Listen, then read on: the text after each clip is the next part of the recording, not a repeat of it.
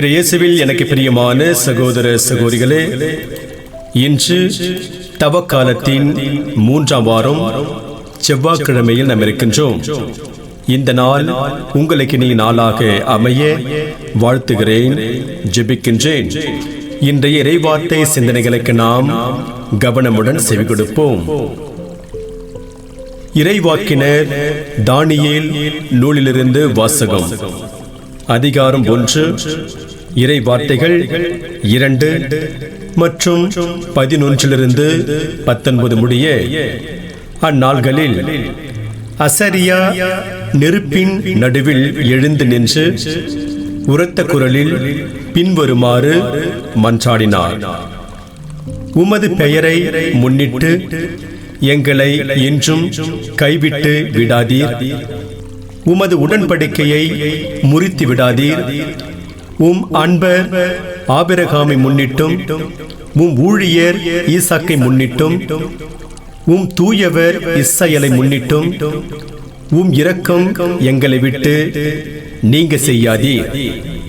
விண்மீன்களைப் போலவும் கடற்கரை மணலைப் போலவும் அவர்களின் வழிமரபினரை பெருக செய்வதாக நீர் அவர்களுக்கு உறுதி அளித்தீர்.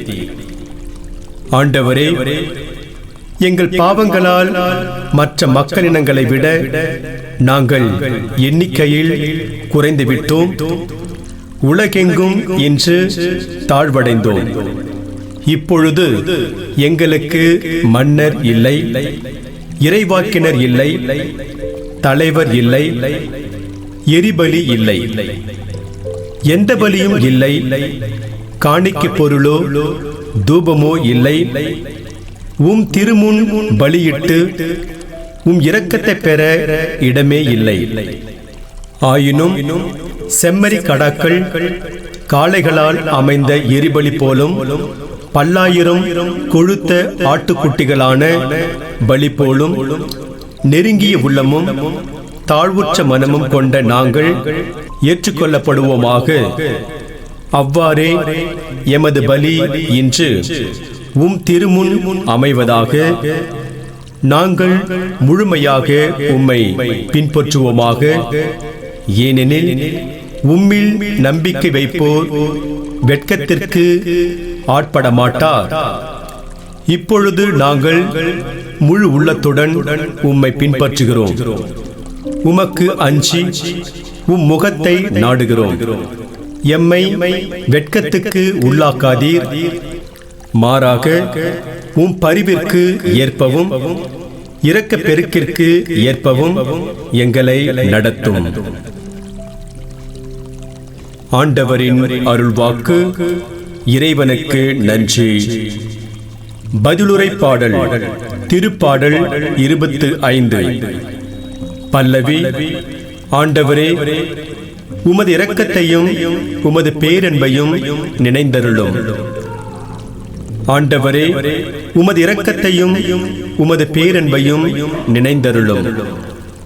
ஆண்டவரே, உம் பாதைகளை நான் அறிய செய்தருளும். உம் வழிகளை எனக்கு கற்பித்தருளும். உமது உண்மை நெறியில் என்னை நடத்தி எனக்கு கற்பித்தருளும். ஏனெனில் நீரே என் மீட்பராம் கடவுள். பல்லவி. ஆண்டவரே, உமது இரக்கத்தையும் உமது பேரன்பையும் நினைந்தருளும். ஆண்டவரே, உமது இரக்கத்தையும் உமது பேரன்பையும் நினைந்தருளும். ஏனெனில் அவை தொடக்க முதல் உள்ளவையே. உமது பேரன்பிற்கேற்ப என்னை நினைந்தருளும். ஏனெனில் ஆண்டவரே, நீரே நல்லவர். பல்லவி. ஆண்டவரே, உமது இரக்கத்தையும் உமது பேரன்பையும் நினைந்தருளும். ஆண்டவர் நல்லவர், நேர்மையுள்ளவர். ஆகையால் அவர் பாவிகளுக்கு நல்வழியை கற்பிக்கின்றார். எளியோரை நேரிய வழியில் அவர் நடத்துகின்றார். எளியோர்க்கு தமது வழியை கற்பிக்கின்றார். பல்லவி. ஆண்டவரே, உமது இரக்கத்தையும் உமது பேரன்பையும் நினைந்தருளும். இப்பொழுதாவது உங்கள் முழு இதயத்தோடு என்னிடம் திரும்பி வாருங்கள். ஏனெனில் நான் அருள் நிறைந்தவர், இரக்கமிக்கவர் என்கிறார் ஆண்டவர். ஆண்டவரே, நற்செய்தியை தகுந்த விதத்தில் எடுத்து சொல்ல என் உள்ளத்தையும் உதட்டையும் தூய்மையாக்கும். ஆண்டவர் உங்களோடு இருப்பாராக, உம் ஆன்மாவோடும் இருப்பாராக. தூய மத்தேயு எழுதிய பரிசுத்த நற்செய்தியிலிருந்து வாசகம். ஆண்டவரே, மாட்சி உமக்கே. மத்தேயு நற்செய்தி அதிகாரம் 18, இறை வார்த்தைகள் 21 35 முடிய. அக்காலத்தில் பேதுரு இயேசுவை அணுகி, ஆண்டவரே, என் சகோதரர் சகோதரிகளுள் ஒருவர் எனக்கு எதிராக பாவம் செய்து வந்தால் நான் எத்தனை முறை அவரை மன்னிக்க வேண்டும்? 7 முறை மட்டுமா என கேட்டார். அதற்கு இயேசு அவரிடம் கூறியது, 7 முறை மட்டுமல்ல, 70 தடவை 7 முறை என நான் உனக்கு சொல்கிறேன். விண்ணரசை பின்வரும் நிகழ்ச்சிக்கு ஒப்பிடலாம்.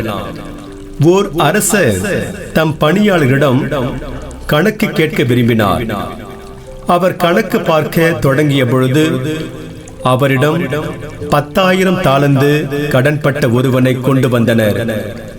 அவன் பணத்தை திருப்பிக் கொடுக்க இயலாத நிலையில் இருந்தான். தலைவரோ அவனையும் அவன் மனைவி மக்களோடு அவனுக்குரிய உடைமைகள் யாவற்றையும் விற்று பணத்தை திருப்பி அடைக்க ஆணையிட்டான். உடனே அப்பணியால் அவர் காலில் விழுந்து பணிந்து, என்னை பொறுத்தருள்க, எல்லாவற்றையும் உமக்கு திருப்பி தந்துவிடுகிறேன் என்றான். அப்பணியாளின் தலைவர் பரிவு கொண்டு அவனை விடுவித்து அவனது கடன் முழுவதையும் தள்ளுபடி செய்தார். ஆனால் அப்பணியால் வெளியே சென்றதும் தன்னிடம் 100 தெனாரியம் கடன்பட்டிருந்த உடன்பணியாளர் ஒருவரை கண்டு, நீ பட்ட கடனை திருப்பித்தா என கூறி அவரை பிடித்து கழுத்தை நெரித்தான். உடனே அவனுடைய உடன்பணியாளர் காலில் விழுந்து, என்னை பொறுத்தருள்க, நான் திருப்பி கொடுத்து வருகிறேன் என்று அவனை கெஞ்சி கேட்டார். ஆனால் அவன் அதற்கு இசையாது கடனை திருப்பி அடைக்கும் வரை அவரை சிறையில் அடைத்தான். அவருடைய பணியாளர்கள் நடந்ததை கண்டபோது மிகவும் வருந்தி தலைவரிடம் போய் நடந்தவற்றையெல்லாம் விளக்கி கூறினார்கள். அப்போது தலைவர் அவனை வரவழைத்து, பொல்லாதவனே, நீ என்னை வேண்டிக் கொண்டதால் அந்த கடன் முழுவதையும் உனக்கு தள்ளுபடி செய்தேன். நான் உனக்கு இரக்கம் காட்டியது போல நீயும் உன் உடன் பணியாளருக்கு இரக்கம் காட்டியிருக்க வேண்டும் அல்லவா என்று கேட்டார். அத்தலைவர் சினம் கொண்டவராய் அனைத்து கடனையும் அவன் அடைக்கும் வரை அவனை வதைப்போரிடம் ஒப்படைத்தார். உங்களுள் ஒவ்வொருவரும் தம் சகோதரர் சகோதரிகளை மனதார மன்னிக்காவிட்டால் விண்ணுலகில் இருக்கும் என் தந்தையும் உங்களை மன்னிக்க மாட்டார். ஆண்டவரின் அருள்வாக்கு. கிறிஸ்துவே உமக்கு புகழ். நற்செய்தி வாக்கினால் என்னுடைய பாவங்கள் அகல்வதாக. ஆமென். மன்னியுங்கள், மன்னிப்பு பெறுவீர்கள். இயேசுவில் எனக்கு பிரியமான சகோதர சகோதரிகளே, யூத ரபிகள் பாவம் செய்வோரை கடவுள் மும்முறை மன்னிப்பதாக மக்களுக்கு கற்பித்து வந்தார்கள். இதை ஆமோஸ் புத்தகத்தில் 1ஆம் அதிகாரம் 3, 6, 9, 11, 13 இந்த வசனங்களில் நாம் வாசிக்கிறோம். இதை உள்வாங்கி இருந்த பேதுரு தன்னை பெருந்தன்மை உள்ளவராக காட்டிக்கொள்ள விரும்பி இயேசுவிடம், ஆண்டவரே, என் சகோதர சகோதரிகளுள் ஒருவர் எனக்கு எதிராக பாவம் செய்து வந்தால் நான் எத்தனை முறை அவரை மன்னிக்க வேண்டும்? 7 முறை மட்டுமா என்று கேட்கின்றார். இதற்கு இயேசு 7 முறை மட்டுமல்ல, 70 தடவை 7 முறை என்கிறார். இதனை விளக்க இயேசு சொல்லும் மன்னிக்க மறுத்த பணியாளர் ஊமை மிகவும் அற்புதமானது. ஊமையில் வரும் அரசர் தன்னிடம் 10,000 தாலந்து கடன் பட்டிருந்த பணியாளரின் கடனையெல்லாம் தள்ளுபடி செய்யும் போது அந்த பணியாளர் தன்னிடம் 100 தெனாரியும் கடன் பட்டிருந்த வேறொருவரை பிடித்து சிறையில் தள்ளுகிறார். 10,000 தாலந்து என்பது மலையளவு உயர்ந்தது என்றால் 100 தெனாரியும் என்பது மடுவளவு சிறியது. இதனால் மன்னிக்க மறுத்த அந்த பணியாளரை அரசர் அழுகையும் அங்கலாய்ப்பும் உள்ள இடத்திற்கு தள்ளுகின்றார். இயேசு இந்த ஊமையை சொல்லிவிட்டு தம் சகோதர சகோதரிகளை மன்னிக்காதவர்களை விண்ணக தந்தையும் மன்னிக்க மாட்டார் என்கிறார். இன்றைய முதல் வாசகத்தில் பாபிலோனிய மன்னன் செய்த பொற்சிலையை வணங்க மறுத்ததால் தீச்சுளைக்கில் தூக்கி போடப்பட்ட அசரியா கடவுள் மக்கள் செய்த பாவங்களை மன்னித்து அவர்கள் மீது இரக்கம் காட்ட வேண்டும் என்று மன்றாடுகிறார்.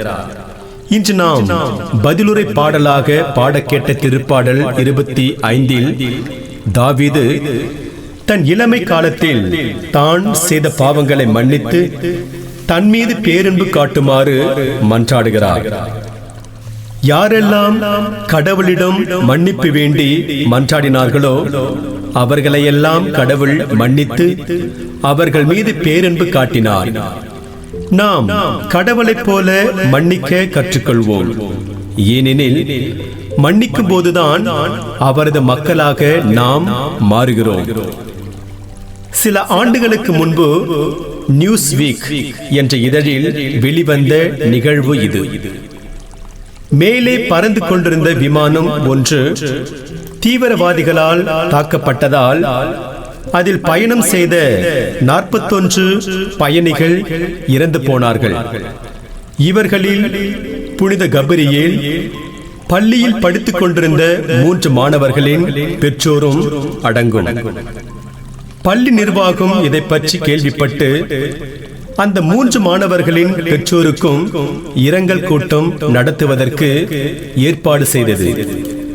அப்போது அந்த 3 மாணவர்களில் மூத்தவன் பள்ளி முதல்வரிடம் இரங்கல் கூட்டத்தில் எங்கள் பெற்றோரின் சாவுக்கு காரணமாக இருந்த தீவிரவாதிகளை கடவுள் மன்னிக்க வேண்டும் என்று மன்றாடுவீர்களா என்றான். இதை கேட்டதும் பள்ளியின் முதல்வர் வியந்து போனார். தன்னுடைய பெற்றோரை கொன்ற தீவிரவாதிகளை கூட இந்த பள்ளி மாணவன் மன்னிக்க தயாராக இருந்தான். இயேசுவில் எனக்கு பிரியமான சகோதர சகோதரிகளே, நாம் நமக்கு எதிராக குற்றம் செய்வோரை மன்னிக்க தயாரா? சிந்தித்து பார்ப்போம். இன்று நமக்கு கொடுக்கப்படுகின்ற ஆன்றோர் வாக்காக நமக்கு எதிராக தீமை செய்வோரை நாம் மன்னிக்கும் போது நாமே நமக்கு மிக பெரிய பரிசினை கொடுக்கின்றோம் என்பார் மாயா ஆஞ்சலோ. இன்று நாம் எடுக்கப்படுகின்ற தீர்மானங்கள் என்ன? 1. மன்னிப்பின் மூலமே மானுடம் தழைக்கும் என்பதால் நமக்கு எதிராக தீமை செய்வோரை மன்னிப்போம். 2.